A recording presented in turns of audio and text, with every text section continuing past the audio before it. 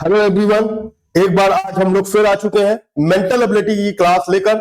और जैसा कि आपको पता है कि मैंने मेंटल एबिलिटीज के 4 टॉपिक्स पढ़ा रखे हैं। आज हम लोग बाकी के जो टॉपिक्स हैं उसे डिस्कस करेंगे, यानी कि अब हम लोग आज 5वां टॉपिक डिस्कस करेंगे। जैसा कि मैंने पहले भी बताया और फिर से बता रहा हूं कि जो हमारे पास यूपी पुलिस कांस्टेबल्स की जो वैकेंसीज आई हुई हैं 60,244 वैकेंसी, तो यहां पर हम लोग इसी के लिए जो मेंटल एबिलिटी का जो पार्ट्स है उसे डिस्कस कर रहे हैं, जिसमें से हमने पहला, दूसरा, तीसरा और चौथा पार्ट्स ऑलरेडी डिस्कस कर रखा है। आज हम लोग 5वां पार्ट डिस्कस करेंगे और इस 5वें पार्ट्स में ही हम लोगों को समझना है कि कैसे हम लोग 5वें पार्ट्स को डिस्कस करते हैं। और जैसा कि मैंने पहले भी बताया, जो पुराने चैप्टर्स है उसमें मैंने कहीं ना कहीं आपको चैप्टर्स पढ़ाए, PYQ कराया, यानी कि प्रीवियस ईयर क्वेश्चन कराए, और जो अपकमिंग एग्जाम्स में क्वेश्चन आ सकते हैं वो कैसे ड्रॉ हो सकते हैं, इन सभी चीजों के बारे में भी हम लोगों ने अच्छे से जानकारी इकट्ठा की थी। तो आज आइए हम लोग डिस्कस करना शुरू करते हैं। और आज जो हम लोग मेंटल एबिलिटी का जो पार्ट है वो 5th पार्ट डिस्कस करेंगे। कौन सा पार्ट डिस्कस करेंगे सर? 5वां पार्ट डिस्कस करेंगे। और मैंने यहां पर आप लोगों को बताया कि ये लगभग आपको 15 से 20 मार्क्स के बीच गेन करा सकता है। कितने मार्क्स गेन करा सकता है? 15 से 20 मार्क्स, यानी कि 15 to 20 मार्क्स आपको ये गेन करा देगा। तो निश्चित रूप से आपको मेंटल एबिलिटीज के ये चैप्टर्स या ये पार्ट्स को छोड़ना नहीं चाहिए। तो चलिए आइए डिस्कस करते हैं। तो जैसा कि हमने आपको पहले भी सिलेबस ऑलरेडी डिस्कस कर रखा है और मैंने आप लोगों को बार बार ये सिलेबस के बारे में जानकारी दी थी। और आप देख रहे हैं यहां पर जो हम लोग जो पहला जो पार्ट था वो था पब्लिक इंटरेस्ट लिटिगेशन का, यानी कि जनहित याचिका का। ये हम लोगों ने ऑलरेडी डिस्कस किया। सेकंड पार्ट अगर हम बात करें तो कानून एवं शांति व्यवस्था की बात की गई थी। और अगर मैं थर्ड पार्ट की बात करता हूं तो हम लोगों ने सांप्रदायिक सद्भाव की बात की। और चौथा पार्ट हम लोगों ने जो डिस्कस किया वो क्या था सर? क्राइम कंट्रोल का था।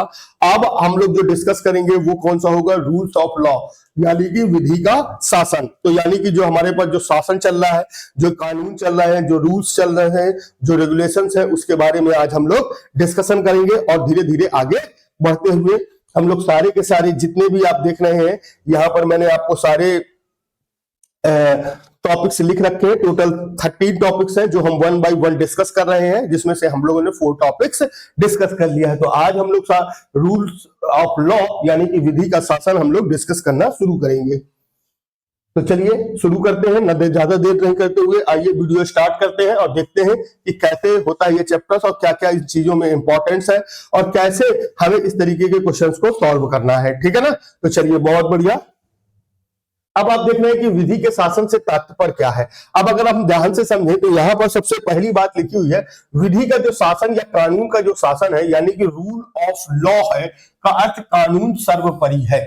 तो सबसे पहली बात तो आपको मैंने पहले ही बताया कि सर हमारे कॉन्स्टिट्यूशंस में जो लॉ है, कानून है, वो सबसे ऊपर है और वह कहीं ना कहीं सर्वोपरि है। क्यों? क्योंकि कहीं ना कहीं यह जो हमारा समाज है उस समाज में अंकुश रखने का काम करता है कानून, ताकि हमारे यहाँ जो लोग हैं ये जो है अपनी ताकत या अपनी पावर से मदमस्त ना होने पाए। इसलिए यहाँ पर जो भी चीजें हैं, यानी कि जो कानून है, उसको सर्वोपरि रखा गया है। अब अगर हम बात कर लें तो आपने यहां पर देखा होगा कि डाइसी यानी कि A.V. डाइसी ने 1885 में अपनी पुस्तक लॉ एंड द कॉन्स्टिट्यूशन में कानून शासन की व्यवस्था की थी और उन्होंने शासन के 3 अर्थ बताए हैं। कितने अर्थ हैं सर? 3 अर्थ। पहला, विधि के शासन का अभिप्राय देश में कानूनी समानता का होना है। बिल्कुल सही बात है। अगर हम बात करें तो कानूनी की जो बात की गई है, यानी कि जो रूल्स है, वो रूल्स रेगुलेशन जो बनाए गए हैं वो सभी कैंडिडेट्स के लिए कैसे हो सर? इक्वल हो, बराबर हो। इसलिए सबसे जो पहला रूल्स है वो क्या है? अभिप्राय देश में कानूनी समानता का है, यानी कि चाहे छोटा हो, बड़ा हो, या छोटा अपराधी हो या बड़ा अपराधी हो, या कोई बड़ा व्यक्ति हो या छोटा व्यक्ति हो, या कोई भी व्यक्ति हो, किसी भी तरीके का व्यक्ति हो, उन सभी के लिए जो कानून है वो कैसा होना चाहिए सर? समान होना चाहिए। दूसरा रूल्स अगर आप समझते हैं तो अगर हम दूसरा रूल्स देखें तो विधि के शासन के अनुसार किसी व्यक्ति को कानून को उल्लंघन करने के लिए दंडित किया जा सकता है। अब देखिए यहां पर पहला क्या है कि अगर अब हम बात करें तो जो डाइसी थे उन्होंने जो 3 रूल्स दिए उसमें से सबसे पहला रूल्स उन्होंने दिया कि जो कानून है, जो कानून व्यवस्था है, वो सभी के लिए कैसी होनी चाहिए सर? समान होनी चाहिए। चाहे कोई बड़ा हो, छोटा व्यक्ति हो, बड़ा व्यक्ति हो, डजंट मैटर, कोई फर्क नहीं पड़ता। और सभी का क्या होना चाहिए सर? समानता होनी चाहिए। दूसरी चीज, अगर कोई भी व्यक्ति चाहे बड़ा व्यक्ति हो चाहे छोटा व्यक्ति हो चाहे पावर में हो, अगर वह कानून का उल्लंघन करता है या कानून की बातों को नहीं मानता है तो चाहे उसको हर हाल में क्या होनी चाहिए, सजा होनी चाहिए। और तीसरा नियम था कि विधि के शासन की तीसरी शर्त यह है कि संविधान की व्याख्या अथवा किसी अन्य कानूनी विषय पर न्यायाधीश का निर्णय अंतिम व सर्वमान्य होगा। यानी कि जो हमारे न्यायाधीश होंगे उनका जो निर्णय होगा वो अंतिम होगा और सर्वमान्य होगा, उसमें आप चुनौती नहीं कर सकते। हाँ, सिस्टम है कि अगर आपने किसी भी हाई कोर्ट्स में आपने अपना निर्णय किसी न्यायाधीश ने दिया तो आप उसको चुनौतीपूर्ण तरीके से सुप्रीम कोर्ट ले जा सकते हैं। लेकिन अगर सुप्रीम कोर्ट ने भी उस फैसले का आह्वान किया और उस फैसले को मान्यता प्रदान कर दी तो निश्चित रूप से फिर आप और कहीं नहीं जा सकते। वो फाइनली क्या होगा, आपके ऊपर एलिगेशन लग जाएगा और फाइनली उसके लिए आपको सजा मिलेगी ही मिलेगी। तो यहां पर हमारे पास अगर जो डाइसी जी थे, एवी डाइसी 1885, जैसा कि मैंने आपको बताया, थोड़ा सा ध्यान रखना है कि यहां पर कानून की जो व्याख्या की वो व्याख्या एक्चुअल में 3 चीजें होनी चाहिए कम से कम। अगर कॉन्स्टिट्यूशन में 3 चीजें नहीं है तो वो कॉन्स्टिट्यूशन सही से एप्लीकेबल नहीं होगा। पहला तो आपको मैंने बताया कि वो सभी लोगों के लिए समान होना चाहिए, चाहे छोटा हो चाहे बड़ा हो, डजंट मैटर, कोई फर्क नहीं पड़ता। और दूसरी बात, अगर हमने बात की कि अगर कोई भी व्यक्ति यानी कि चाहे छोटा है या बड़ा है या पावर में है या पावर में नहीं है, अगर वो कानून का उल्लंघन करता है तो निश्चित रूप से उसको सजा होनी चाहिए। और तीसरा जो काम है वो ये है कि अगर हमारे न्यायाधीश ने जो निर्णय कर दिया है वो सर्वोपरि होगा और सर्वमान्य होगा, उसका किसी भी तरीके का कोई भी विरोध नहीं कर सकता और उसे हर हाल में हमें मानना होगा। बस ये हो सकता है कि अगर छोटी अदालतों में किसी फैसले को से आप खुश नहीं है तो उसको आप उच्चतम न्यायालय में ले जा सकते हैं, और उच्चतम न्यायालय में भी अगर आप उस फैसले से खुश नहीं है तो फाइनली आप उसे सुप्रीम कोर्ट ले जा सकते हैं। लेकिन अगर सुप्रीम कोर्ट ने उस फैसले को मान्यता दे दी तो फिर आप उसे और कहीं चुनौती के लिए नहीं ले जा सकते और आपको उसे मानना ही होगा। अब हम बात करें तो यहां पर थॉमस शुल्कर के अनुसार कानून शासन में एक और मूल सिद्धांत है, आप कितने ऊंचे क्यों ना हो, कानून आपके ऊपर है। बिल्कुल सही बात है, कानून आपके ऊपर है। ये मैंने पहले भी बात कही कि कानून जो है वो एक्चुअल में क्या है, सर्वोपरि है, सबसे ऊपर है और उसके ऊपर कुछ भी नहीं है। अगर आपके बात करें तो सबसे ऊपर क्या है, रूल्स है, रूल्स के ऊपर कुछ भी व्यवस्था नहीं है। अब अगर हम बात करें तो विधि के शासन की सीमाओं की बात की जाएगी तो हमारे पास क्या क्या सीमाएं हो सकती है। वर्तमान में बदलते विश्व परिवेश में राष्ट्रीय आवश्यकताओं के अनुरूप कानून शासन का अर्थ भी बदल गया है। वर्तमान में कानून के शासन को चुनौती देने वाली व्यवस्थाएं जन्म ले चुकी हैं। बिल्कुल सही बात है, जो कानून व्यवस्था है उसको हमारे पास चुनौती देने के लिए कई सारी व्यवस्थाओं ने जन्म लिया है, जैसे जनहित याचिका। तो जनहित याचिका कहीं ना कहीं कानून व्यवस्था को भी चुनौती दे देती है कभी कभी। उसके बाद से और आगे हम बात करें तो आपने देखा विधायिका के पास कार्यभार की अधिवक्ता के कारण आज कुछ मामलों में कानून को विस्तृत वह व्यापक रूप कार्यपालिका को ही देती है। अब देखिए व्यवस्थाएं प्रदत्त करती है, इस प्रकार कानून संसद के हाथों से निकलकर कार्यपालिका के पास आ चुका है। आज अनेक देशों में राजनीति प्रतिविधियों के व कर्मचारियों की विशेषाधिकार व अनुमतियों प्राप्त है। अपने गलत कार्यों के लिए विशेषाधिकार प्राप्त व्यक्तियों पर मुकदमा विशेष पत्रियों में ही चलाया जा सकता है। आज अनेक देशों में सैनिक व्यवस्थाओं को पूर्णतः स्वतंत्रता का दर्जा दिया गया है और भारत, अमेरिका आदि देशों में नागरिक अधिकारों व स्वतंत्रताओं का जन्म संविधान प्रावधानों की ही देन है, न कि न्यायिक निर्णयों की। अब अगर हम बात करें तो सैनिक न्यायालयों में निर्णय के विरुद्ध किसी तरह की अपील साधारण न्यायालय या कहीं भी नहीं की जा सकती। भारत में सैनिक न्यायालयों की अलग व स्वतंत्र दर्जा प्राप्त है। अब देखिए बहुत सारी चीजें हैं जो मैंने आपको बताया, यहाँ पर बहुत सारी चीजें लिखी हुई हैं, आप डिस्कशन कर सकते हैं, स्क्रीनशॉट ले सकते हैं। अब इसको हम लोग डिस्कस करना शुरू करते हैं कि क्या क्या चीजें हैं। तो अगर हम ध्यान देखें तो इस समय पर जो कानून व्यवस्था होनी चाहिए एक्चुअल में वो कानून व्यवस्था नहीं, और उसके परिवेश में चीजें धीरे धीरे क्या हो रही हैं, चेंज हो रही हैं। तो उससे कोई फर्क नहीं पड़ता अगर चेंज हो भी रही है, लेकिन कहीं ना कहीं जैसा कि मैंने पहले भी ये बात कही कि कानून सबसे ऊपर है और सर्वोपरि है और उसी के बिहाफ पर हमें बात करनी है। तो जैसा कि आपको मैंने बताया कि यहाँ पर आपने देखा कि बहुत सारी जब चीजें हैं जो हमारे पास कहीं ना कहीं लोगों के पास विशेषाधिकार आ गए हैं तो उनके ऊपर कानूनी कार्यवाही करना एक बड़ा टिपिकल काम हो जाता है। तो इस तरीके की घटनाओं से हमें सोचने की जरूरत नहीं है। अब सैनिक व्यवस्था की बात की जाए तो यहाँ पर हमारे यहाँ जो आर्मी सिस्टम है, आर्मी का जो कानून की व्यवस्था है या उनकी जो अदालतें हैं वो बिल्कुल अलग अलग है। उसमें आपने देखा होगा कई मूवियों में भी ये बात दिखाई गई है कि जो हमारे पास कानून व्यवस्था है, तो वो जो हमारे पास जो न्यायालय है वो आम पब्लिक के लिए है। आम पब्लिक ने अगर किसी तरीके का कोई गुनाह किया है तो वह अपने गुनाह से बचने के लिए या अपने गुनाहों को छुपाने के लिए, या उसे लगता है कि उसने गुनाह नहीं किया, या गवर्नमेंट्स को लग रहा है या उसको उसके लोगों को लग रहा है कि उसने गुनाह नहीं किया है, तो ऐसी वाद विवाद प्रतिवादिता के लिए न्यायालय बने हुए हैं। लेकिन अगर मैं बात करूं कि जो फौजी होते हैं, जो कहीं ना कहीं सैनिक होते हैं, उनकी जो अदालतें होती हैं, उस अदालत में जो निर्णय लिए जाते हैं किसी सैनिक के खिलाफ या किसी सैनिक के पक्ष में, तो हम उसको वाद विवाद के लिए नॉर्मल न्यायालय में नहीं ला सकते। क्यों? क्योंकि उनकी जो व्यवस्था है, जो आर्मियों के जो न्यायालय की व्यवस्था है, वो बिल्कुल हमारे न्यायालय से क्या है, अलग है। उसको हमारे न्यायालय के साथ जोड़कर नहीं देखा जा सकता। हमारे न्यायालय की व्यवस्थाएं अलग है जो आम पब्लिक के लिए है, और जो सैनिक न्यायालय की जो व्यवस्था है वो अलग है, और वो किसके लिए है सर? निश्चित रूप से सैनिकों के लिए है, उसका आम पब्लिक से कोई लेना देना नहीं है। और यहां तक कि जैसे कि आपको मैंने बताया कि जो सैनिक न्यायालय में जो भी निर्णय लिए जाएंगे उसको आप किसी भी तरीके से नॉर्मल न्यायालयों में नहीं ले जा सकते, और नॉर्मल न्यायालयों के निर्णय को आप सैनिक न्यायालय में नहीं ले जा सकते। दोनों अलग अलग है और दोनों क्या है, सेपरेट है। अब आगे हम बात करें तो अगर हम ध्यान से समझे तो भारत, अमेरिका और भी बहुत सारे ऐसे देश हैं जो मौलिक अधिकार हमें किसी निर्णय या किसी कॉन्स्टिट्यूशन से नहीं मिले हैं। हमको एक्चुअल में ये कहां से मिले हैं सर? न्यायिक निर्णयों से नहीं मिले हैं, जबकि ये हमारा संवैधानिक यानी कि कॉन्स्टिट्यूशन का एक भाग है जिसमें हमें मौलिक अधिकारों के बारे में बात की गई है। अब अगर हम बात करें तो अगर हम देखें तो अगर हम कुछ विश्लेषण की बात करें या इसमें हम लोग कुछ देखें कि कैसे क्या विशेषताएं हैं, इसके बारे में अगर हम बात करें तो वर्षों से भारत आतंकवाद से पीड़ित है, जिसमें दृढ़ता से लड़ने की जरूरत है। हालांकि आतंकवाद रोधी कानूनों में ऐसे प्रावधान नहीं होने चाहिए जो मानव अधिकारों को छीड़ करते हैं। अब देखिए, एक कानून जो श्रद्धी आतंकवादियों की हत्या की अनुमति देता है और कार्यवाही अधिकारी द्वारा सुनवाई के बिना निरोध को वैध बनाता है, और वह कानून के शासन को विनाशकारी रूप देता है। तो अगर अब हम बात करें तो हमने कहा कि कानून जो व्यवस्था है वो कहीं ना कहीं आतंकवादियों के लिए संरक्षण का भी काम करती है कभी कभी, और कभी कभी हमारे पास जो कानून व्यवस्था है वह पूर्ण रूप से यह बात डिस्कस करती है कि कहीं ना कहीं हमें जो आतंकवादी हैं उनसे पूरी तरीके से उनका विरोध करना चाहिए और पूरी पावर्स पुलिस विभाग के पास होनी चाहिए। इसके अतिरिक्त नकली मुठभेड़ों और मुठभेड़ विशेषज्ञों का, एनकाउंटर स्पेशलिस्ट का कानून के शासन के आधार पर सरकार में कोई स्थान नहीं है।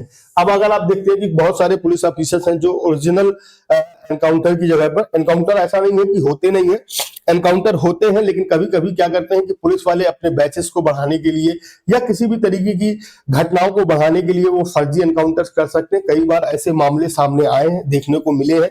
तो इस तरीके की जो घटनाएं हैं वो कहीं ना कहीं सही नहीं है, और कहीं ना कहीं वो हमारी भारतीय कानून व्यवस्था पर उंगली उठाने का काम करती है। तो हमें इन सब चीजों से क्या करना चाहिए, दूरी रहनी चाहिए और दूर बनाकर रखना चाहिए। जब शासन कानून कायम रखने में विफल हो जाता है तो लोकतंत्र, समानता और मौलिक अधिकारों के लिए खतरे हो जाते हैं। बिल्कुल सही बात है कि जैसा कि आपको हमने बता दिया कि अगर हमारे पास जब शासन में कायम जो वो व्यवस्थाएं हैं, कानून व्यवस्था है, अगर वो डिस्टर्ब हुई तो हमारे पास डिस्टर्ब होती है तो होता क्या क्या है कि जो सबसे पहले जो हमारा पास जो नुकसान होता है वो लोकतंत्र की जो बातें हैं उसमें सबसे पहला खतरा आ जाता है। अगर हमारे पास शासन में जो कानून व्यवस्था चल रही है वो व्यवस्था रेगुलर चलती रहे, उसमें किसी तरीके का कोई भी कह सकते हैं किसी भी तरीके की रुकावट ना आए, यानी कि अगर हमारे पास देखा जाए कि ये कानून व्यवस्था बनाई गई है इंसानों के लिए ताकि हम लोग सुचारू रूप से रह सकें, समानता के साथ रह सकें, लोकतांत्रिक गणराज्य की स्थापना कर सकें, तो इन सभी चीजों को ध्यान में रखते हुए कानून व्यवस्था बनाई गई। लेकिन कभी कभी क्या होता है कि जो कानून व्यवस्था है वो ना चाहते हुए भी, जो कानून व्यवस्था है वो ना चाहते हुए भी सही तरीके से काम नहीं करती, या उसकी अखंडता पर कहीं ना कहीं प्रश्न चिन्ह उठ जाते हैं। और जब भी ऐसा होता है तो आप देखते हैं कि लोकतंत्र, समानता और मौलिक अधिकारों के लिए हमेशा क्या होगा सर, खतरा होगा। तो बिल्कुल सही बात है सर, अगर हमारे पास जो कॉन्स्टिट्यूशन बनाया गया है वो इन्हीं तीनों चीजों की सुरक्षा के लिए बनाया गया है। किसके लिए? ताकि लोकतंत्र बना रहे, समानता बनी रहे और मौलिक अधिकारों को किसी तरीके का हनन ना हो। लेकिन अगर यहाँ पर कानून व्यवस्था कहीं पर भी डिस्टर्ब होती है या उसमें किसी तरह की बाधा या रुकावट आती है तो निश्चित रूप से कहीं ना कहीं इन तीनों चीजों के लिए एक प्रकार से देखा जाए तो डेंजर जोन चला जाता है, यानी कि खतरे की घंटी बजनी शुरू हो जाती है। अब जो संविधान के आधार पर आधारभूत सिद्धांत है, फिर भी भारत में कहीं से कोई असंतोष के स्वर नहीं सुनाई देते, जो कि लोकतंत्र के लिए जरूरी है। अक्सर प्रक्रिया, प्रणालियों और प्रभावी लोगों के कारण कानून अपना काम सही ढंग से नहीं कर पाता है और यह भारत की शासन संरचना के लिए गंभीर समस्या का कारण बन गया है। तो अभी अगर हम देखें तो कभी कभी क्या होता है कि कॉन्स्टिट्यूशन चाहता है, यानी कि अगर अब हम बात करें तो जो कानून में बैठे लोग हैं या जो अपर पुलिस अधिकारी हैं, वो पुलिस अधिकारी अपना काम पूरी ईमानदारी से करना चाहते हैं, बिल्कुल करना चाहते हैं सर। अगर वो पूरी सारे लोग अगर ईमानदारी से अपना काम करते हैं, जैसा कि मैंने पहले भी कहा था कि अगर हर व्यक्ति जो शासन में बैठा हुआ है, प्रशासन में बैठा हुआ है, अगर वो अपना काम सही तरीके से करता है तो निश्चित रूप से आपकी गतिशीलता का जो पहिया है वो रेगुलर वे पर चलता रहेगा। लेकिन कभी कभी क्या होता है कि जो लोग बैठे हुए हैं वो कुछ करप्ट होते हैं, कुछ करप्शन के बारे में सोचते हैं, और कुछ लोग मजबूरी में जो करप्ट नहीं है, ईमानदारी से अपना काम करना चाहते हैं, वो कहीं ना कहीं जो प्रभावी लोग हैं, प्रभावी लोगों का मतलब बड़े लोग हैं जिनके पास पावर्स हैं, मैं किसी को का नाम नहीं लेना चाहूंगा, लेकिन अगर मैं बात करूं तो बड़े लोग हैं जिनके पास पावर है, और वो जो पावर है वो उनको क्या करती है, प्रभावित करती है, उनको उनके काम पर बाधा पहुंचाती है। इस तरीके से कभी कभी ऐसा भी होता है कि जो एक्चुअल में काम होना चाहिए था उस काम के ठीक उलट काम होने लगता है, और उससे जो लोग हैं, जो या कमजोर लोग हैं, उनको कहीं ना कहीं प्रॉब्लम्स क्रिएट होती है। तो इन सारी प्रॉब्लम्स को बचने के लिए आपने देखा कि कानून को सही रूप से या सही व्यवस्था से उसे काम करना पड़ेगा।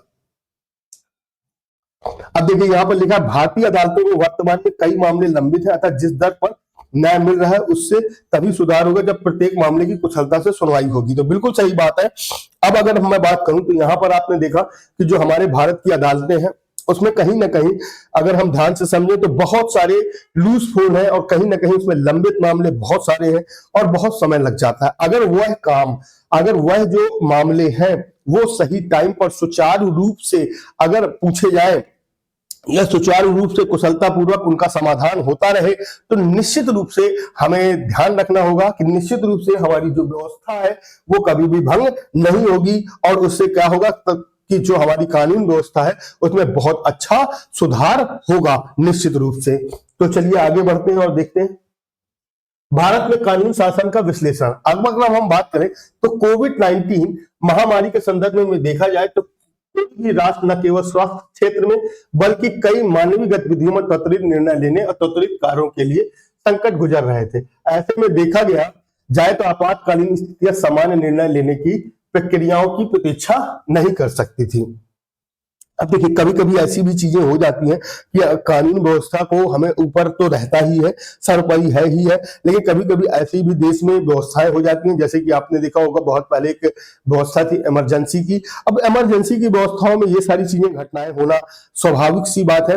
अब जैसे कोविड-19 में भी आपने देखा कि जब कोविड-19 हुआ तो 2020 में पूरा देश को लॉकडाउन लगाया गया, उसमें कहीं ना कहीं कानून को सर्वोपरि रखा गया, और कानून को सर्वोपरि रखने का कारण ही था कि ताकि लोग अंकुश में बंधे रहें, और बहुत बार ये भी कहा गया कि कहीं ना कहीं उनके मौलिक अधिकारों का हनन हुआ, लेकिन ऐसा कुछ भी नहीं हुआ। ये सब चीजें नॉर्मल है और ये सब होती रहती हैं, तो आपको इस बात का ध्यान रखना है। असाधारण समस्याओं के साथ साथ असाधारण कठिनाइयों से निपटने के लिए सरकार के पास अधिकार हो सकते हैं, लेकिन राज्य की शक्तियों को मनमानी न होकर कानून के नियमों के अनुरूप होना चाहिए। बिल्कुल सही बात है कि कभी कभी ऐसी समस्याएं भी आ जाती है, जैसे कि आपने देखा बहुत अच्छा एग्जांपल था कि कोविड-19 जैसी यानी कि महामारी की एक समस्या हमारे देश में पनप गई, और जिससे कहीं ना कहीं पूरे वर्ष में इससे कहीं ना कहीं नुकसान हुआ, और वही नुकसान हमारे भारत देश में भी हुआ। तो उसके लिए कहीं ना कहीं समस्याओं से निपटने के लिए जो सेंट्रल गवर्नमेंट है उसको निर्णय लेने का पूर्ण अधिकार है, लेकिन हमारा ये मानना है कि जो राज्य सरकार है वो कहीं ना कहीं कानून व्यवस्था को बनाए रखे, उसका उल्लंघन करने की कोशिश ना करे। अगर वो ऐसा कर रही है तो निश्चित रूप से नुकसान हमारा ही होगा और किसी का नहीं होगा। अब हम देखें कोरोना महामारी के कारण कई देशों में इस जानलेवा महामारी से लड़ते हुए व्यक्तिगत अधिकारों, पर्सनल राइट से संबंधित मामलों के बलिदान करने पढ़ते हैं, कोविड-19 बीमारी को नियंत्रित करने के लिए कुछ हद तक आने जाने की स्वतंत्रता, पारदर्शिता आदि पर नियंत्रण राज्य द्वारा लगाया गया था। बिल्कुल सही बात है कि कहीं ना कहीं अगर हम देखें तो कोविड-19 में ये सारी समस्याएं हुई, जिसमें हमारे पास राज्यों ने बहुत ज्यादा प्रतिबंध लगा दिया, दूसरे राज्य के लोग हमारे यहाँ नहीं आएंगे, हमारे राज्य के दूसरे लोग नहीं आएंगे। तो ये सारी चीजें कहीं ना कहीं हमारी सुरक्षा की भावनाओं को देखते हुए या हमारी सुरक्षा या हमारी बेहतरी के लिए देखते हुए ऐसे नियम लगाए गए राज्य सरकार द्वारा। और विधि की शासन की स्थापना और सुरक्षा आसान नहीं है, यह काफी कठिन है और सभी संस्थानों को अपने कार्यों को निर्धारित कानूनों के अनुसार करने की आवश्यकता है। तो बिल्कुल सही बात है। अगर हम देखें तो ध्यान से इस बात को हमें समझना है कि जितने भी व्यवस्थाएं हैं, जितनी भी संस्थानें हैं, जितने भी हाई पावर अपर लेवल के अधिकारी हैं, उनको कहीं ना कहीं अपनी जो संस्थान है, जो उनके कार्य है, उनको बिल्कुल ईमानदारी के साथ करना चाहिए, ताकि जो अगर ईमानदारी से वह इस तरीके के कार्यों को कर रहे हैं तो निश्चित रूप से हमारी जो शासन व्यवस्था है वो ऑटोमेटिक सही तरीके से रन होगी। लेकिन रन सही तरीके से नहीं होगी, इसका सिर्फ और सिर्फ एक ही कारण है, और वो कारण है कि कहीं ना कहीं उनकी जो व्यवस्थाएं हैं उनसे वो क्या कर रहे हैं, पल्ला झाड़ रहे हैं और उन व्यवस्थाओं पर कहीं ना कहीं सही तरीके से काम नहीं कर रहे हैं। तो कानून व्यवस्था एक्चुअल में अगर हम ध्यान से समझे तो मैंने आपको बहुत बेसिक से कॉन्सेप्ट से समझाया कि जो कानून व्यवस्था है वो सर्वोपरि है, सबसे पहली बात। दूसरी बात, वो सभी के लिए क्या होनी चाहिए, समान होनी चाहिए। कहीं ना कहीं लोकतंत्रात्मक गणात्मक राज्य है हमारा, तो उसमें सभी के लिए कानून व्यवस्था क्या होनी चाहिए, समान होनी चाहिए। न्यायालय के जो निर्णय है उस पर आप प्रश्न चिन्ह नहीं लगा सकते, वो सर्वोपरि होने चाहिए, सर्वमान्य होने चाहिए। तो ये जो सारी व्यवस्थाएं हैं ये कहीं ना कहीं हमारे कॉन्स्टिट्यूशन का ही एक हिस्सा है।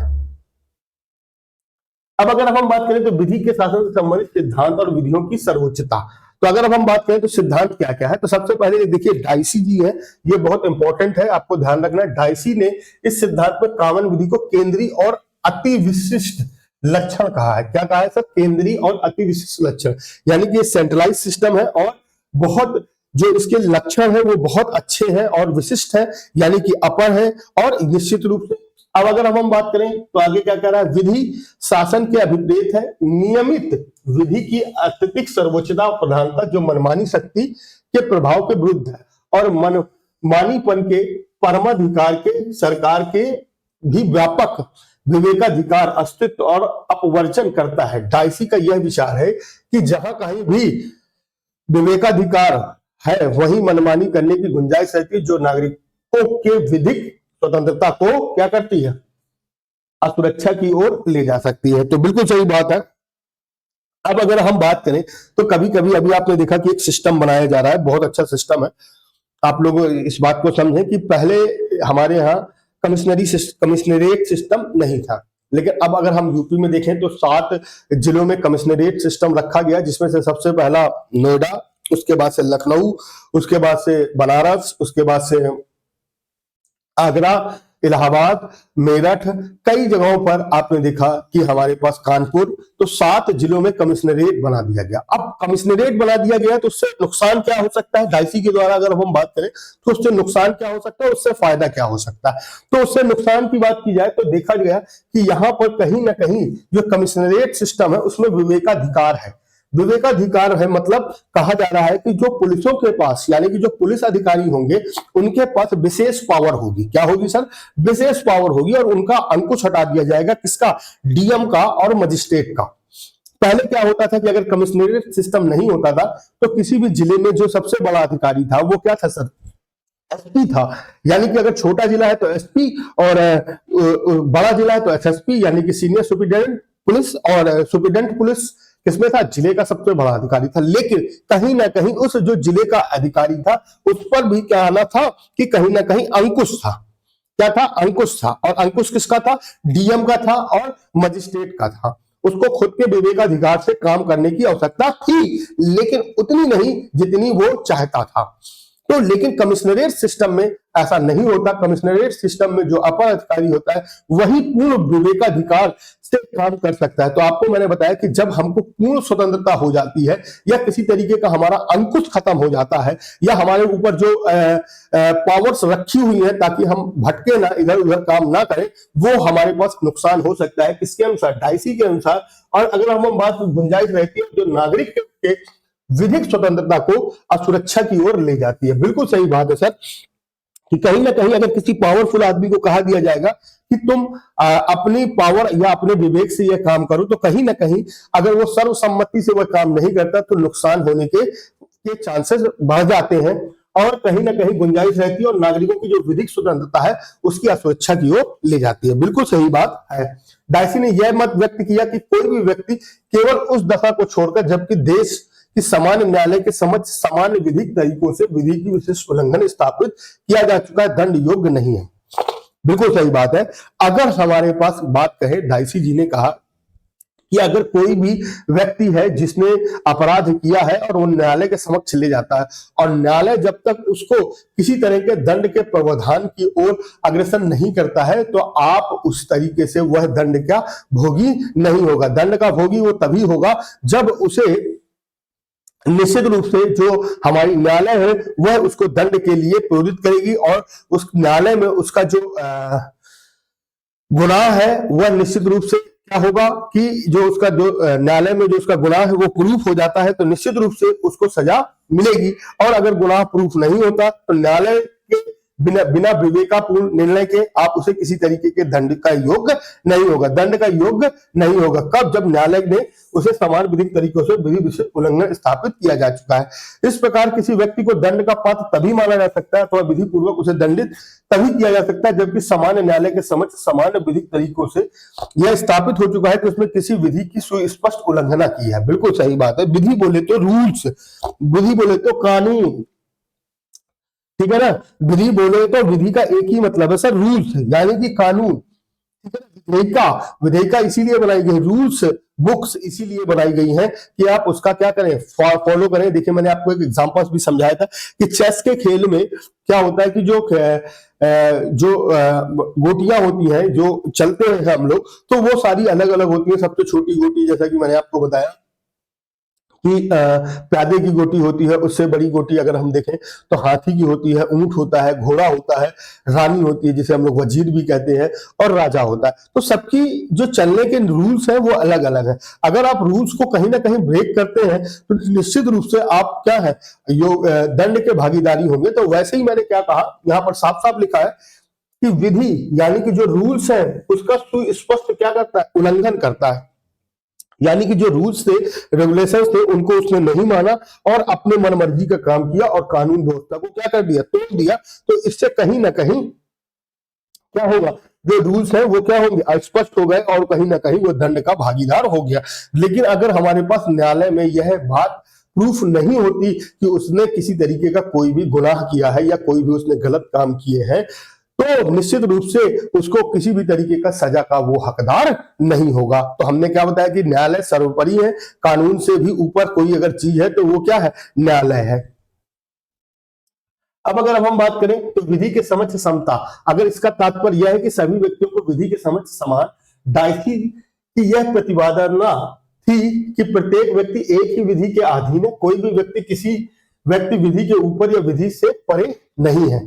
और इस परिप्रेक्ष्य में डाइसी ने विधि शासन तथा फ्रांस की डाइट एडमिनिस्ट्रेटिव में भेद अभिसर्जित किया है। उन्होंने फ्रांस में डाइट एडमिनिस्ट्रेटिव की कटु आलोचना की क्योंकि वहां शासन तथा नागरिकों के बीच विवादों के विनिश्चय के लिए पृथक रूप से प्रशासनिक अधिकारों का उत्क्रम है। उन्होंने यहां तक कह डाला कि उनके देश में प्रशासनिक विधिक सत्ता ही नहीं है। तो अभी अगर हम बात करें तो फ्रांस में एक अलग व्यवस्थाएं हैं, वहां पर कहीं ना कहीं जो व्यवस्थाएं हैं वो कानून के परे है और हमारे पास कानून से ऊपर है, तो हमें उन सभी चीजों पर ध्यान नहीं देना है।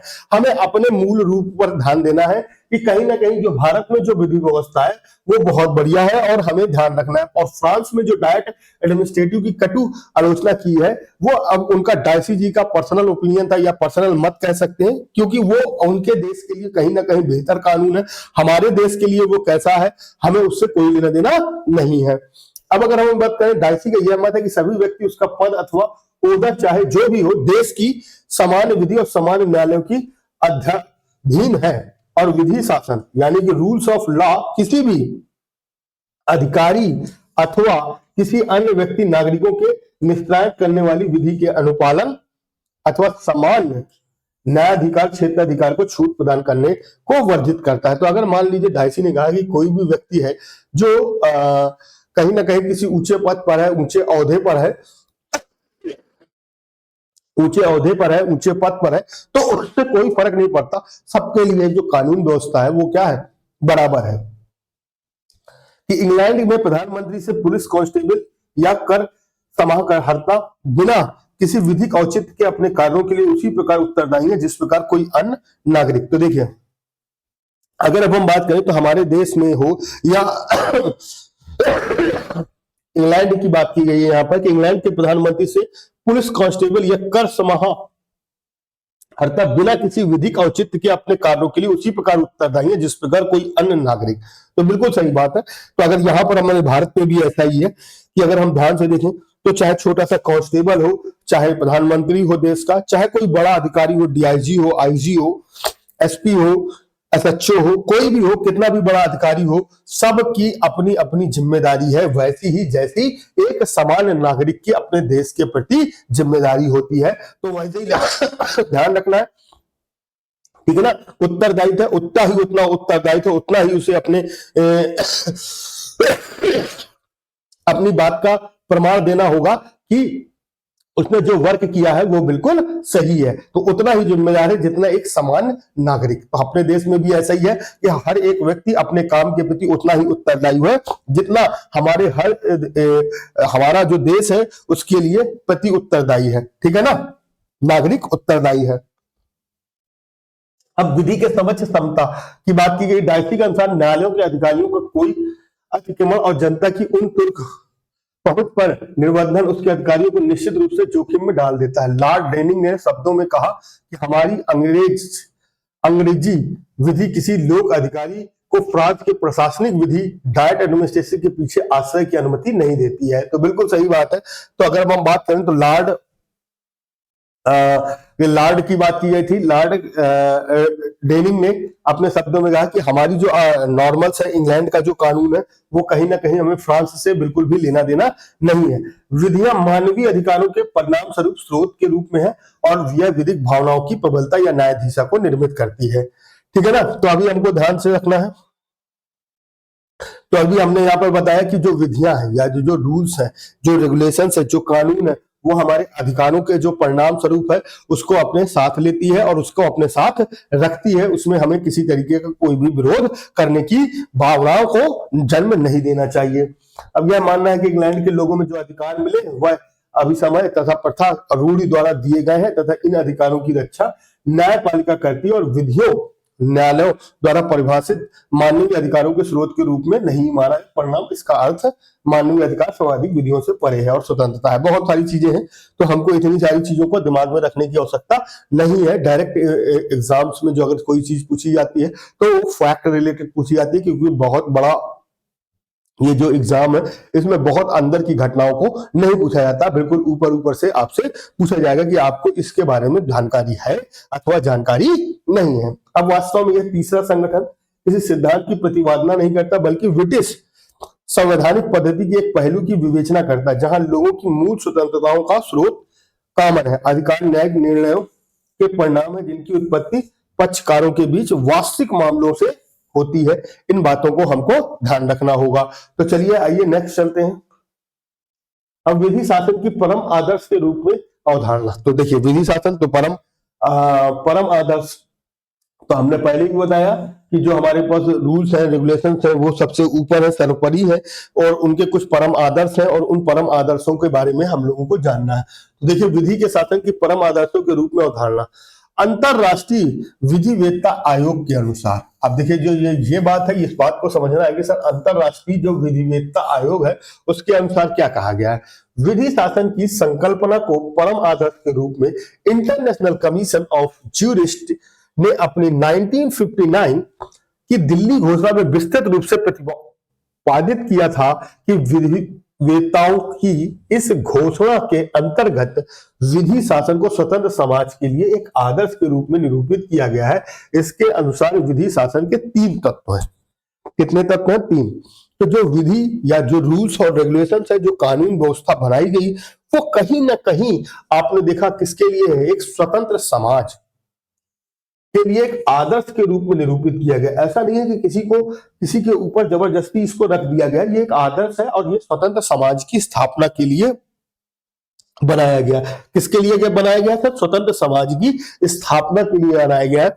जो लोकतंत्रात्मक गणनात्मक राज्य है, अपना देश है, उसमें कहीं ना कहीं एक बेहतर बातें बन सके, और इन सभी चीजों को बेहतर करने के लिए ही वह इस तरीके की निर्णय को लिया गया। अब विधि शासन, रूल्स ऑफ लॉ, विधि शासन कार्यपालिका द्वारा शक्ति का दुरुपयोग और स्वतंत्र न्यायपालिका, तो 3 चीजें हैं यहाँ पर।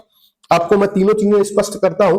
विधि शासन, रूल्स ऑफ लॉ के अधीन एक स्वतंत्र समाज की विधानमंडल का कार्य ऐसी परिस्थितियों को स्थापित और कायम रखना है जो मानव की गरिमा को एक व्यक्ति के रूप में बनाए रखती है, और इस गरिमा के अंतर्गत सिविल और राजनीतिक अधिकारों की मान्यताओं के अलावा वैश्विक व्यक्तियों के पूर्ण विकास के लिए सामाजिक, आर्थिक, शैक्षिक और सुसंस्कृत परिस्थितियों का निर्माण अपेक्षित करती है। अब अगर हम बात करें तो आपने देखा कि जो रूल्स और लॉ है वो क्या करती है? सामाजिक, आर्थिक, शैक्षिक और सांस्कृतिक परिस्थितियों का निर्माण अपेक्षित है। यानी कि अगर हमारे पास जो रूल्स और रेगुलेशंस बनाए गए हैं, तो रूल्स और रेगुलेशंस को अगर हम देखें तो एक्चुअल में क्यों बनाए गए?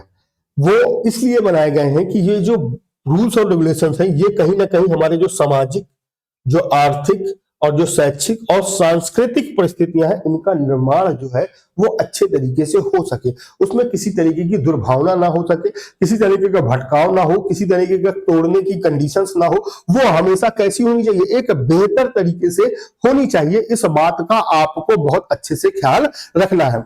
अब आगे अगर हम बात करें तो विधि शासन कार्यपालिका द्वारा शक्ति का दुरुपयोग के विरुद्ध पर्याप्त सुरक्षोपायों को उपलब्ध पर नहीं है, बल्कि विधि और व्यवस्था बनाए रखने और समाज के निर्मित जीवन को पर्याप्त आर्थिक और सामाजिक परिस्थितियों को सुनिश्चित करने में सामर्थ्य शासन की सत्ता पर भी निर्भर करता है।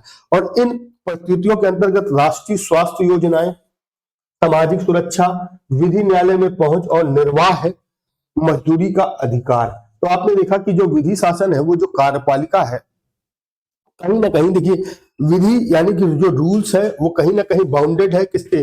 कहीं ना कहीं हमारी जो न्यायपालिका है उससे क्या है? बाउंडेड है। अगर बाउंड नहीं होगी तो मान लीजिए अगर कानून में बैठे व्यक्तियों को पूर्ण स्वतंत्रता हो जाए, अगर वो पूर्ण स्वतंत्रता हो जाएगी तो उनके पास पावर रहेगी, और जिस व्यक्ति के पास पावर होगी और पूर्ण स्वतंत्रता हो जाएगी तो कहीं ना कहीं चीजें डिस्टर्ब होंगी। जैसे आपने देखा होगा कि अगर मैं पाकिस्तान की बात करूं तो पाकिस्तान में वहां पर क्या है कि जो मिलिट्री शासन कैसे लग जाता है, वहां पर क्या है कि जो मिलिट्री है उनके पास एक अपनी एक पावर है, और वो जो पावर्स है वो कहीं ना कहीं प्रधानमंत्री के खिलाफ भी चले जाते हैं, और वो क्या होते हैं? परवेज मुशर्रफ जैसे लोग अपने देश में क्या बन जाते हैं? खुद के सर्वोपरि हो जाते हैं, सर्वोपरि हो जाते हैं, और कहते हैं कि हम ही सब कुछ है, क्योंकि फौज के सारे को निर्देश हम ही दे सकते हैं। तो कहीं ना कहीं ये जो जनरल वाला काम है ये कहीं ना कहीं नुकसानदेह है। तो इसीलिए हमारे भारत में हर एक की पावर को अलग अलग रखा गया है, यानी कि पुलिस की पावर को अलग रखा गया, राज्य प्रशासन को दिया गया, कुछ उस पुलिस में से केंद्र शासन को दिया गया, मिलिट्री फोर्स को अलग रखा गया, और कॉन्स्टिट्यूशन को अलग रखा गया, यानी कि जो नेता नगरी है उसको अलग रखा गया। उनको मिक्सअप नहीं किया गया, बस एक चीज किया गया कि एक आदमी के जो व्यक्ति है उसका अंकुश दूसरे आदमी के हाथ में, और दूसरे व्यक्ति का जो अंकुश है वो तीसरे हाथ में, यानी कि एक दूसरे से बाउंड तो किया गया है लेकिन किसी को भी सर्वोपरि परि होने का पूरा विधान नहीं दिया गया, यानी कि पूरी पावर्स किसी एक व्यक्ति को नहीं दी गई है। एक्चुअल में किया क्या गया है? कि मान लीजिए एक सेक्शन है यानी कि पुलिस है तो पुलिस के ऊपर न्यायालय है, न्यायालय है तो न्यायालय के ऊपर ये है, तो हर एक आदमी को एक दूसरे पर क्या किया गया है, बाउंड किया गया है, यानी कि तुम्हारी पावर, तुम अपनी पावर का दुरुपयोग ना कर पाओ, इसीलिए हमने एक नई पावर बना रखी है जो उस पावर्स के ऊपर क्या रखती है, अंकुश रखती है। तो इसीलिए आपने देखा कि सबसे ऊपर अगर कोई चीज होती है तो वो होता है हमारा कानून यानी कि न्यायालय, और न्यायालय के नीचे क्या है, पुलिस। तो पुलिस के पास भी अपनी पावर्स है और पुलिस के ऊपर से देखा जाए तो न्यायालय के ऊपर भी पावर्स है, यानी कि हर एक आदमी के ऊपर अलग अलग पावर्स है, लेकिन दोनों ही सेक्शन अलग अलग है, वो जुडिशियल सेक्शन है और ये हमारे पास कानूनी सिस्टम है। तो आपको हर एक सिस्टम की एक अपनी पावर है, लेकिन एक सिस्टम ने दूसरे सिस्टम के ऊपर क्या रखा है, अंकुश बनाकर रखा हुआ है। अब स्वतंत्र न्यायपालिका और स्वतंत्र विधिक वृत्तियां विधि शासन के अधीन स्वतंत्र समाज की अपरवाना अपेक्षित वस्तु है। तो बिल्कुल सही बात है कि अगर हमारे पास स्वतंत्रताएं हैं और कहीं ना कहीं कॉन्स्टिट्यूशन देखा जाए तो हमारे पास जो रूप है उसको हमें फुलफिल करना है। अब अगर हम देखें तो विधि शासन की आधुनिक संकल्पना कैसी है, तो देखिए आधुनिक जो संकल्पना है वो क्या कह रहा है, डायसी के विधिक शासन की संकल्पना सन 1885 में, कितने सर 1885 में, जबकि उन्होंने इसका प्रतिपादन किया और पूर्णतः अंगीकृत नहीं किया, क्योंकि इस समय भी प्रशासनिक विधिक और प्रशासनिक पदाधिकारियों में विद्यमान थे। और उसके बाद से अगर अब हम बात करें तो लिखा है, कल्याणकारी राज्य के युग में आज डायसी के विधिक शासन के सिद्धांतों को पूर्ण रूप से स्वीकार नहीं किया जा सकता।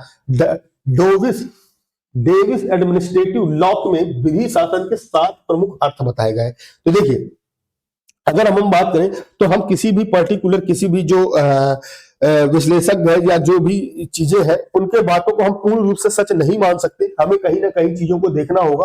और अगर हम देखें तो वही चीज कही गई है यहाँ पर कि जो डायसी की जो संकल्पना थी वो कहीं ना कहीं से पूर्ण रूप से कल्याणकारी नहीं थी और बहुत सारी चीजें उसमें से नहीं थी। तो अगर हम बात करें तो डेविस एडमिनिस्ट्रेटिव लॉ में विधि शासन के 7 प्रमुख अर्थ बताए। कितने प्रमुख अर्थ बताए? 7। सबसे पहला, विवेकाधिकार की व्यवस्था होनी चाहिए। देखिए डायसी जी कहते हैं कि विवेकाधिकार की व्यवस्था नहीं होनी चाहिए। अब अगर विवेकाधिकार की व्यवस्था होगी तो कहीं ना कहीं संकल्पना अच्छी हो सकती है। दूसरी, निश्चित नियम होना चाहिए। बिल्कुल सही बात है, एक रूल्स होने चाहिए जो सबके लिए क्या हो, बराबर हो, उसमें किसी तरीके का कोई भी व्यक्ति उसमें हस्तक्षेप ना कर सके। तो हमारे पास जो रूल्स है वो सबके लिए क्या होने चाहिए, बराबर होने चाहिए और उन रूल्स का उपयोग करना चाहिए। अब आगे देखेंगे कि विवेकाधिकार का विलोपन ना हो, यानी कि विवेकाधिकार जो आप ले रहे हैं उसमें किसी तरीके के कोई भी परेशानी ना हो और आप आसानी से उसे काम कर सके। विधि के सम्यक प्रक्रिया की रुजुता हो, नैसर्गिक न्याय के सिद्धांतों का अनुपालन हो, कार्यपालक प्राधिकारियों और प्रशासनिक अधिकारियों के मुकाबले में न्यायाधीश और साधारण न्यायालयों के अधिमान में और प्रशासनिक कार्यालयों और न्यायिक पुनर्लोकन में। तो बहुत सारी चीजें हैं, तो इन सभी चीजों को हम लोगों को ध्यान रखना है। तो आप स्क्रीनशॉट ले सकते हैं और स्क्रीनशॉट लेकर आप इन्हें याद रख सकते हैं और ध्यान रख सकते हैं, ठीक है। अब देखिए उद्देश्य क्या है। अब देखिए जो रूल्स ऑफ लॉ है इनके जो उद्देश्य है या जो वैल्यू है वो क्या है, क्या इन्होंने सोचकर ये चीजें लागू की है, क्या उद्देश्य है, क्या वैल्यूज है, क्या महत्व है, इंपॉर्टेंस है। विधि शासन का उद्भव प्रारंभ में सर एडवर्ड पोप ने किया था। तो ये एक बहुत अच्छी लाइन है कि जो विधि का जो शासन का उद्भव था या शुरुआत थी वो किसने की थी सर एडवर्ड पोप ने किया था। और उन्होंने यह मत व्यक्त किया था कि राजा को अवश्य ही ईश्वर और विधि के अधीन होना चाहिए। इसका उद्भव या प्रारंभ सरकार की निरंकुश शक्ति को अपरवर्जित तथा सरकार के अवैध कृत्यों को व्यक्तियों को संरक्षण प्रदान करने के उद्देश्य से किया गया है। बिल्कुल सही बात है कि अगर रूल्स और रेगुलेशन तो पहले के सिस्टम में क्या हुआ करते थे, राजा होते थे तो सब लोग कहते थे राजा जो है, राजा क्या है, एक प्रकार से देखा जाए तो भगवान का ही रूप है, लेकिन वो भगवान से नीचे है, यानी कि राजा को भी भगवान के नीचे अंडर काम करना होगा। तो वही सिस्टम आज चला आ रहा है कि हर एक व्यक्ति को एक पावर्स दी गई है और वो पावर्स पूरी तरीके से उसके अधीन नहीं है, कहीं ना कहीं उसमें किसी न किसी व्यक्ति का एक अंकुश रखा गया है। और वो अंकुश केवल इसीलिए रखा गया है कि जो कानून व्यवस्था है वो डिस्टर्ब ना होने पाए और कोई अपनी मनमानी या जो भी उसे चीजें सही लगती है वो ना करने पाए। अब आगे अगर हम देखें तो विधि का शासन प्रणाली विधि में अत्यंत महत्व है। उसमें प्रशासनिक प्राधिकारियों को नियंत्रित करने वाले अस्त्र के रूप में भी समझा जाता है। तो चलिए, तो जो विधि का जो शासन है उसमें प्रशासनिक जो विधि है वो क्या है, अत्यंत महत्वपूर्ण है, क्योंकि वो क्या करती है, जो प्रशासनिक अधिकारी है उनको क्या करेगी, नियंत्रित करेगी। तो अब मैंने क्या बताया कि अंकुश सिस्टम, अंकुश का मतलब होता है हाथी, आपने देखा होगा हाथी के ऊपर एक महावत बैठा होता है और उसके ऊपर उसके हाथ में एक अंकुश होता है। तो जो अंकुश होता है वो हर एक व्यवस्था को क्या करता है, सुचारू रूप से चलता है। हाथी के पास कितनी ताकत है, लेकिन उसको एक छोटा सा आदमी उसको अपने बस में किए होता है। क्यों? क्योंकि कहीं ना कहीं आपको पावर्स दी गई है, तो उसके ऊपर एक लगाम लगाना, घोड़े के ऊपर अगर लगाम नहीं होगी तो घोड़ा फिर बेकार है, तो लगाम लगाना बहुत जरूरी है। तो वही सेम चीज है कि अगर ऐसा होता है तो जो यहाँ पर सारे लोग हैं, प्रशासनिक प्राधिकारी है या प्रशासनिक विधियों के रूप में है, तो वो कहीं ना कहीं कंट्रोल में रहेंगे और उनको कंट्रोल करने का एक सबसे बढ़िया क्या है, शस्त्र है। अब आगे देखिए, प्रशासनिक अधिकारियों का मनमानापन रोकने के लिए इसका अत्यंत महत्व, और प्रशासनिक प्राधिकारियों के मनमाने के कृत्य को जनता से यह संरक्षण प्रदान करता है। बिल्कुल सही बात है। तो जो विधि है, जो रूल्स है, लॉ है, वो जो जनता है, तो जनता के जो मनमाना, जनता पर जबरदस्ती का मन ना करे, तो इसीलिए आपने देखा होगा लिखा रहता है I will see you in court, मैं तुम्हें कोर्ट में देख लूंगा। क्यों लिखा रहता है? वो केवल इसीलिए लिखा होता है कि कहीं ना कहीं यह बाकी लोग जिसके पास पावर्स है उन पावर्स का वो दुरुपयोग ना कर सके और हम उनके ऊपर रहे। तो इस बात का हमको ध्यान रखना है। आगे देखेंगे, वर्तमान में समय में संविधानवाद पर विशेष बल दिया जाएगा, जिसके अनुसार सरकार की शक्तियां सीमित होनी चाहिए ताकि मानव अधिकारों की सुरक्षा हो सके। तो देखिए, जैसा कि हमने क्या बताया कि जो सरकार की शक्तियां हैं, जो हमारी गवर्नमेंट है, उसकी शक्तियों को क्या करना चाहिए, हमेशा सीमित होना चाहिए, ताकि जो हमारे मानव अधिकार है उनका किसी तरीके का कोई भी हनन ना होने पाए और उसे हम पूर्ण रूप से, सुचारू रूप से अपनी व्यवस्था में रख सकें।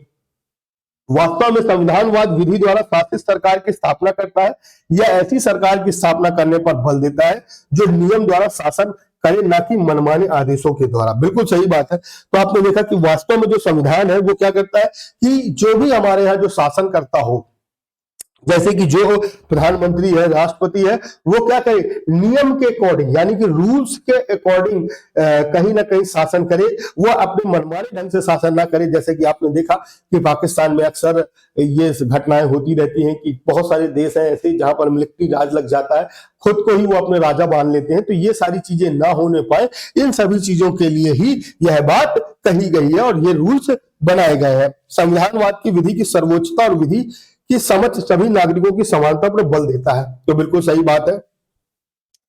संविधान क्या कहता है कि भैया सब सब सब धर्म समान है, सब लोग बराबर है और सब लोग कहीं ना कहीं क्या है, इक्वल है। और इन सभी चीजों पर वो क्या करता है, जोर देता है और सभी नागरिकों को वो बराबर की मान्यता देने की बात करता है। किसी के भी ऊपर किसी तरीके का कोई भी एलिगेशन अगर लगा हुआ है तो वो न्यायालय पर जाकर उस बात की प्रतीक्षा कर सकता है।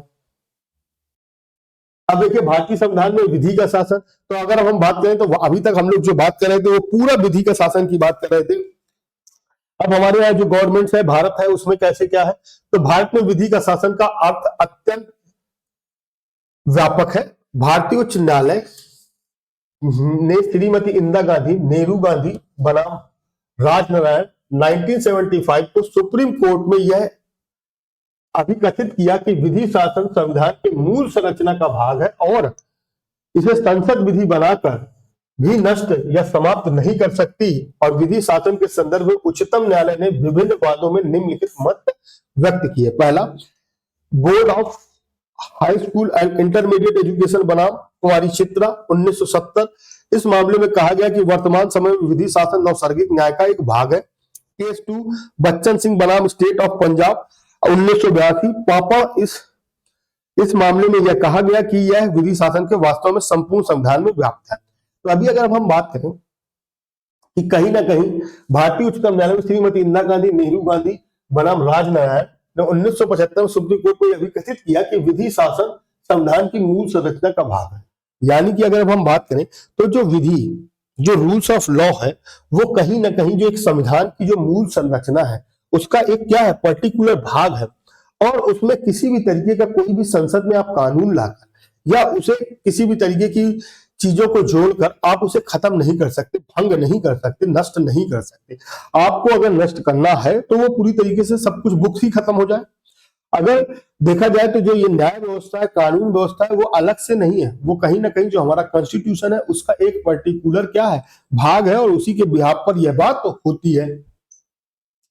अब आगे अगर हम लोग बात करें तो आपने देखा विधि शासन भारतीय संविधान में निम्न बिंदुओं के अंतर्गत सम्मिलित किया गया है। पहला, भारत संविधान की क्या होनी चाहिए, सर्वोच्चता होनी चाहिए। देखिए तो ये तो सबको भी पता है कि सर हमारा जो कॉन्स्टिट्यूशन है वो सर्वोपरि है, सर्व से ऊंचा है, उसके नीचे सारी बुक्स हैं, सबसे ऊपर अगर कोई बुक है तो वो कौन सी बुक है सर, कॉन्स्टिट्यूशन की बुक है। अब अगर हम बात करें तो यहाँ पर एक केस दिया गया है, ए के गोपालम बनाम मद्रास राज्य 1950। सुप्रीम कोर्ट ने इस मामले में धारण किया कि संविधान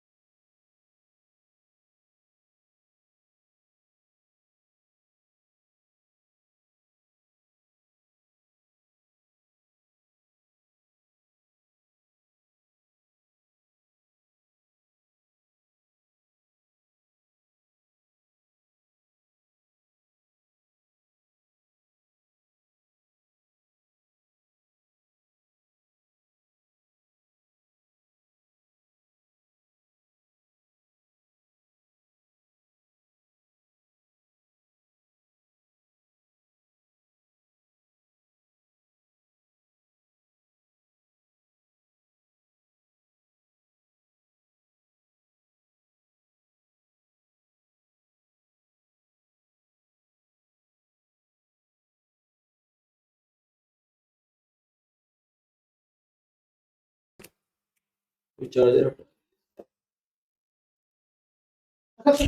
hello board hello hello hello. अच्छा वो बंद हो गया, चलिए। हेलो हेलो, ऑफ कर दूं क्या इसको? रिकॉर्डिंग चल रही है तो फिर शुरू से करूंगा? नहीं हो जाएगी। अरे यार 50-55 मिनट हो गए हैं।